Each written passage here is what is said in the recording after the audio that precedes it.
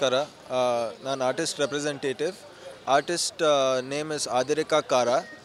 ಅವರು ಈ ಥರ ಡ್ರೀಮ್ ಬೇಸ್ಡ್ ಮತ್ತು ನೇಚರ್ ಬೇಸ್ಡ್ ಆರ್ಟ್ ಮಾಡ್ತಾರೆ.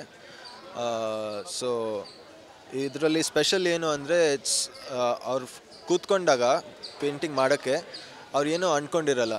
ಸೊ ಅದಾಗೆ ಐಡಿಯಾಸ್ ಬರ್ತಾ ಇರ್ತವೆ ಆ್ಯಂಡ್ ಆ ಪೇಂಟಿಂಗ್ದು ಎವಲ್ಯೂಷನ್ ಆಗ್ತಾ ಹೋಗುತ್ತೆ. ಸೊ ಬಿಗಿನಿಂಗಲ್ಲಿ ಏನು ಅಂದ್ಕೊಂಡಿರ್ತೀವಿ ಅದು ಗೊತ್ತಿರಲ್ಲ, ಆಮೇಲೆ ಲಾಸ್ಟಲ್ಲಿ ಒಂದು ರಿಸಲ್ಟ್ ಬರುತ್ತೆ.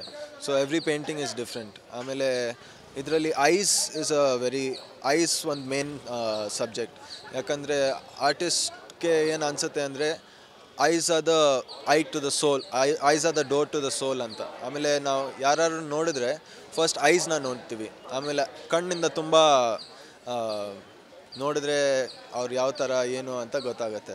ಸೊ ಅದೊಂದು ಮೇನ್ ಥೀಮು ಈ ಪೇಂಟಿಂಗ್ಸಲ್ಲಿ, ಐಸು. ಆಮೇಲೆ ನೇಚರ್, ಆಮೇಲೆ ಎಲ್ಲ ಪೇಂಟಿಂಗ್ ನೋಡಿದರೆ ಕಲರ್ ಯೂಸ್ ನೋಡಿದರೆ ತುಂಬ ಡ್ರೀಮ್ ಲೈಕ್ ಇದೆ. ಸೊ ಡ್ರೀಮಿಂದನೂ ಇನ್ಸ್ಪೈರ್ ಆಗ್ತಾರೆ. ಸೊ ಅದು ಒಂದು ಮೇನ್.